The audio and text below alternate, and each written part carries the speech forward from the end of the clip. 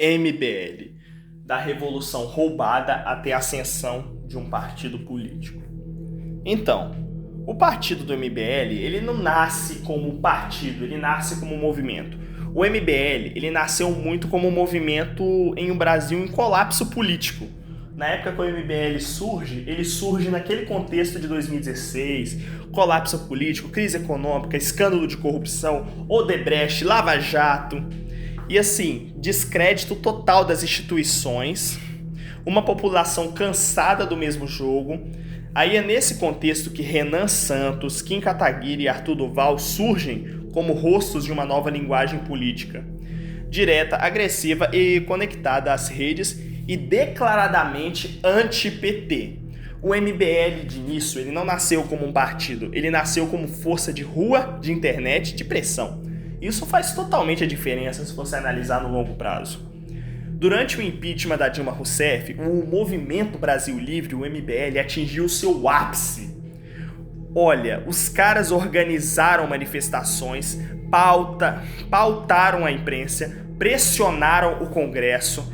Para muita gente ali estava nascendo uma ruptura real com o sistema. Mas o impeachment, ele não fecha a crise. O impeachment, ele abriu um vácuo e todo vácuo político é disputado. Aí nesse contexto você tem a ascensão do bolsonarismo. E é neste espaço que o bolsonarismo cresce. O Bolsonaro, ele não cria um sistema, ele herdou esse sistema. Mas ele fez algo diferente do MBL. Ele centralizou tudo em torno de si. Enquanto o MBL operava como um movimento coletivo, o Bolsonaro oferecia uma liderança personalista, simples, emocional e direta. O Bolsonaro, ele passa a mobilizar pautas fortes de apoio popular, é claro. Ele passa a mobilizar a pauta de soberania nacional, força do Estado, armamento da população. Isso foi a principal pauta que ele bateu em 2017 para 2018. Ruptura com elites políticas, símbolos nacionais, que hoje em dia a gente tem bandeiras do Brasil, para o pessoal que é patriota ainda, as bandeiras do Brasil, o hino nacional foi revivido nessa era bolsonarista. Mudança estrutural do país. Essas pautas criam identidade, elas criam pertencimento, elas criam uma certa lealdade com a população. E o Bolsonaro, ele vence as eleições, ele vence no primeiro turno contra o Haddad. Agora, quando o Bolsonaro chega no poder, começa a contradição. Uma das principais bandeiras de campanha dele era a liberação das armas. Detalhe, vou corrigir aqui, não era uma das principais. Era a principal bandeira de campanha do Bolsonaro, era a liberação das armas. Ela não vira política estrutural. Não tem mudança constitucional ali. Não tem uma lei sólida ali. Só há um decreto frágil e facilmente reversível. E detalhe, resultado no final disso tudo. Com a mudança de governo, o Lula revogou todos os decretos do Bolsonaro com uma canetada só. O cara não fez jogo político para tentar aprovar leis de armamento. Ele não tentou fazer emenda constitucional, mudar a Constituição. Não, ele fez decreto que podia ser revogado com uma canetada. E ele sabia que ia ser revogado.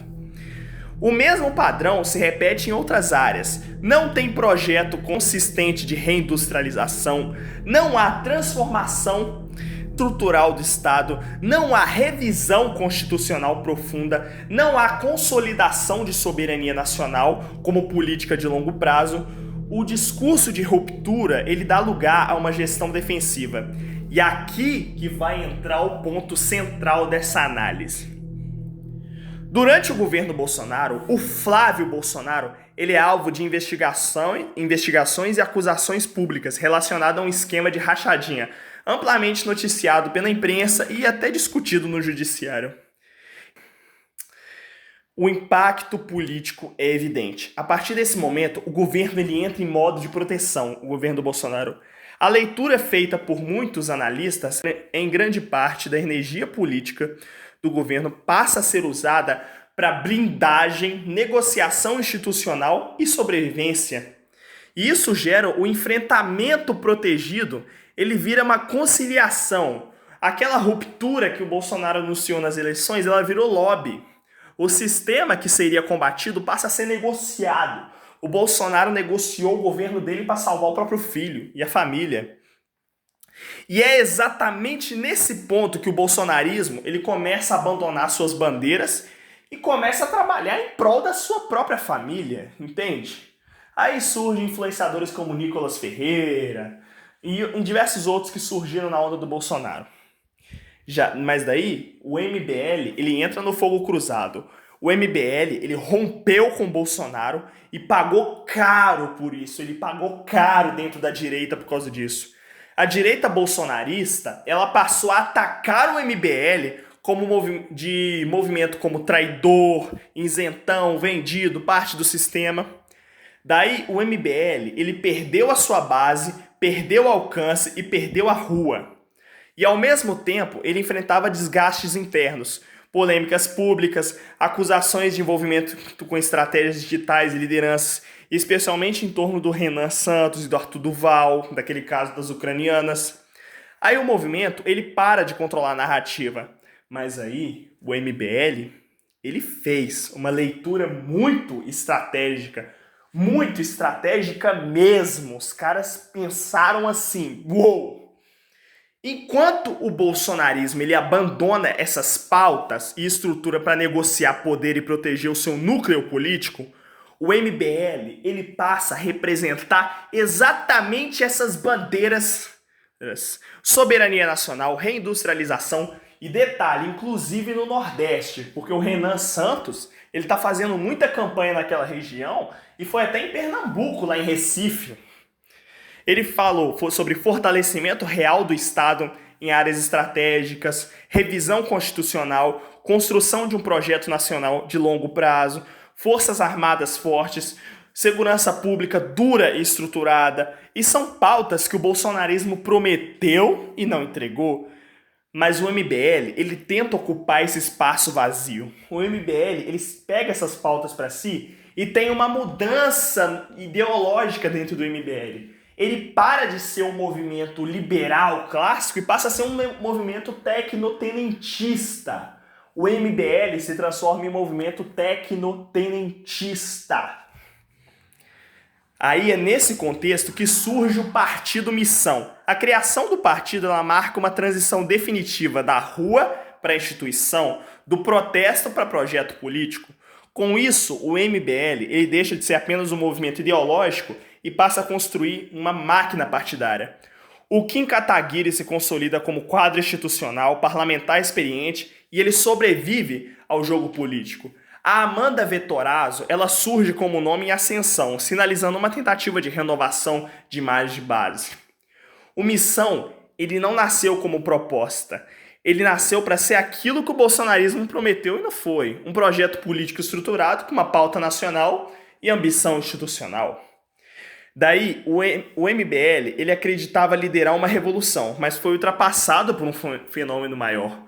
O bolsonarismo capturou a revolta popular e venceu as eleições, e depois ele abandonou as próprias promessas, em nome da sobrevivência política. Mas o MBL, ele criou uma identidade própria. O MBL, como partido, eles ascenderam. Eles pegaram todas as pautas que o bolsonarismo abandonou, essas pautas que hoje em dia o bolsonarismo só serve para poder proteger o Bolsonaro e os filhos dele. Não serve mais como um plano de futuro governo. O Bolsonaro está morto politicamente. Essa é a realidade. Eu espero de verdade que a saúde do Bolsonaro melhore. Eu espero que o Bolsonaro fique bem. Porque ele não tem mais condições, físicas para concorrer à presidência. Nem ele nem o atual que está aí. Mas aqui, o Bolsonaro, ele tá acabado. O Bolsonaro tá... Gente, olha, eu rezo muito pela saúde do Bolsonaro. Mas, gente, não tem mais como. O cara sofreu um acidente recentemente, bateu a cabeça e tal. É sinal que o Bolsonaro, infelizmente, cara, tá chegando num ponto que, acabou. Mas o Partido Missão, ele tem uma base muito juvenil. E assim, é quase dizer que é inevitável que esse partido um dia ganhe, porque muita gente fala que o Missão vai ser um PSDB, mas eu não acredito, porque o Missão tá batendo na nova geração. Eles estão pegando os millennials, a geração Z, o pessoal que é mais velho também, os baby boomers, os boomers, para votar no Missão. pessoas que acreditam no projeto de país. O MBL, ele teve sua revolução raptada. Ele passou por uma crise interna, mas ele se sustentou. Porque teve uma vez que o Bolsonaro tentou criar um partido e não conseguiu. O MBL, ele passou anos para poder tentar criar esse partido. O MBL lutou e lutou muito para conseguir esse partido. Assim, o MBL, desculpa falar, mas os caras tiveram mais coragem que o Bolsonaro. Eles meteram a cara e fundaram o partido deles. Eles enfrentaram o sistema e falaram assim: nós não vamos nos rebaixar ao bolsonarismo, nós não vamos abaixar a cabeça para o PL, nós vamos fundar o nosso próprio partido. Boa parte do PL, do Missão e de até pessoas muito próximas a eles riram da cara deles. Falaram: não é possível fazer isso, não vai dar certo. Resultado, Missão foi fundado e está legalizado pelo TSE para poder concorrer em 2026 às eleições. Entendeu? A geração Z tá indo pra cima com tudo. E assim, a tendência, o Renan Santos, ele pode não ganhar essas eleições, mas o tanto de apoio que esse cara vai ter no futuro vai ser enorme. Entendeu? O MBL criou base, ele pegou as pautas que o bolsonarismo abandonou. Isso prova também como o Miguel Kazan, que foi pra cima do Júlio Lancelotti lá e conseguiu derrubar o cara. Derrubar entre aspas, né? Ele conseguiu um confronto direto com o Júlio Lancelotti. A ascensão do Miguel Kazan, a ascensão da Amanda Vettorazzo e a consolidação do Kim Kataguiri como figuras centrais do movimento Brasil Livre é prova de que o MBL vai dominar a direita brasileira. Muita gente dá risada da minha cara, mas, cara, você analisando bem friamente, o MBL bate muito na nova geração. O MBL está mirando muito na geração Z. O MBL está propondo mudança. Eles podem não ser tão conhecidos, ainda podem. É consequência da ruptura com o Bolsonaro. Mas o bom dessa ruptura é que o MBL ele é livre. Ele está cumprindo a palavra Movimento Brasil Livre. Ele está livre para poder seguir o próprio caminho político. Ele está ali para poder lutar pelo Brasil. Ele está fazendo um movimento. Então as palavras MBL agora estão fazendo mais sentido, porque você tem o movimento, que é o Partido Missão, você tem o Brasil como missão e você tem livre como politicamente. Ou seja, eles não têm rabo preso, eles não têm esquema, não tem conchavo político com ninguém. Entendeu? É isso, pessoal. A análise de hoje foi essa, de como o Bolsonaro raptou essa questão do impeachment da Dilma para usar de capital político, como ele abandonou seus eleitores, traiu as pessoas próximas e como o MBL reagiu a tudo isso. Resultado, o MBL mais ganhou do que perdeu. Ganhou um partido político, ganhou novos nomes como Amanda Vettorazzo, Ben Pontes, Guto Zacarias. Ele ganhou novos nomes para a base do MBL. Ganhou aquele cara lá, o Cigo Negro. É isso. O MBL conseguiu novos nomes para sua base. O MBL conseguiu ali pegar uma base de jovens e de millennials para si. O MBL foi muito esperto, eles mais ganharam do que perderam nessa briga. E resultado, olha, eu prevejo que daqui a 10 anos, se o PL continuar do jeito que está, eles vão virar um partido irrelevante e o Partido Missão vai crescer. É quase que inevitável. Eu não estou fazendo propaganda para o MBL, gente, isso aqui é uma análise séria.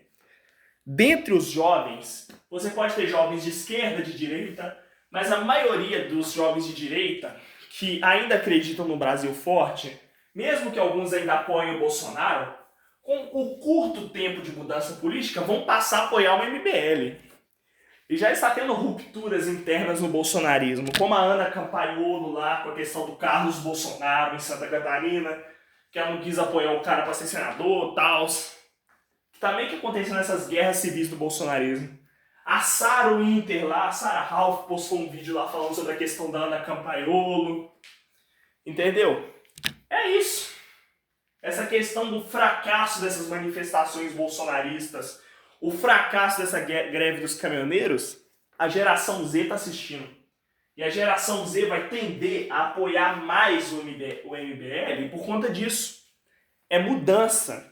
No fim, o jovem da Gen Z só quer chegar em casa, só quer deitar na sua caminha, só quer poder acordar, ter sua geladeira farta, só quer poder jogar o seu videogame, só quer poder ter o seu PC gamer, só quer poder ter sua academia, só quer poder ter sua vida.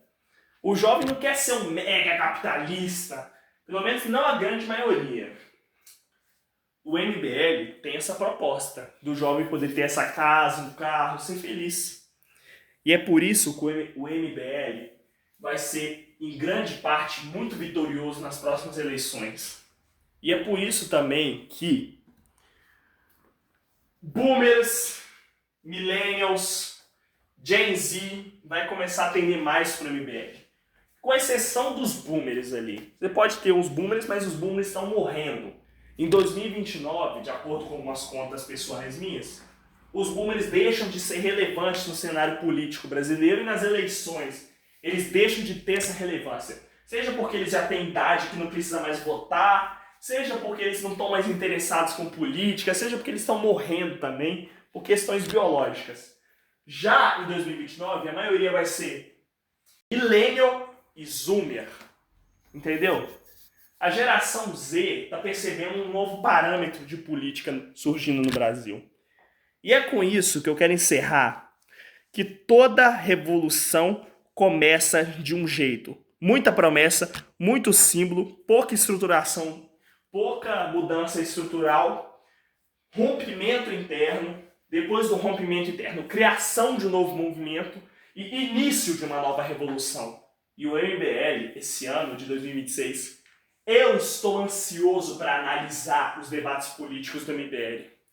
Bom, senhores, muito obrigado por mais uma vez sua presença. Fiquem com Deus, que Deus, nosso Senhor Jesus Cristo, possa abençoar todos vocês, que a Santíssima Virgem Maria possa iluminar todas as vossas casas para os católicos aqui do meu canal e para os nossos queridos irmãos protestantes ou evangélicos, testemunhas de Jeová, ou seja, de qualquer matriz religiosa. Deus vos abençoe profundamente. Um forte abraço e falou! Até o próximo vídeo.